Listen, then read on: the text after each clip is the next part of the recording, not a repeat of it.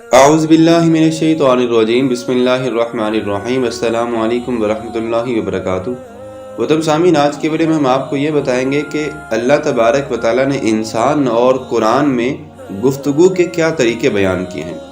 انسان کے درمیان قرآن نے گفتگو کے 3 طریقے واضح فرمائے ہیں۔ ترجمہ: کسی بشر کی یہ قدرت نہیں کہ اللہ اس سے روبرو بات کرے۔ اس کی بات یا تو وحی کے طور پر ہوتی ہے یا پردے کے پیچھے سے، یا پھر کوئی پیغمبر بھیجتا ہے اور پیغام دیتا ہے کہ اللہ تبارک و تعالیٰ جو چاہتا ہے۔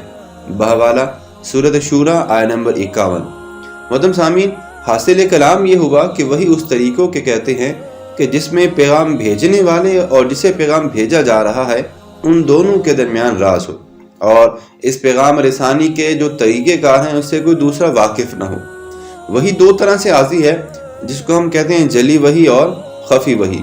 جو جلی وحی ہوتی ہے وہ یہ ہوتی ہے کہ یہ طریقہ ان انبیاء سے متعلق ہوتا ہے کہ جو نبی اور رسول ہوتے ہیں، اور جو وحی خفی ہوتی ہے، اللہ تبارک و تعالیٰ جب اپنے کسی خاص بندے کو حکم دیتا ہے تو اسے وحی خفی کہتے ہیں۔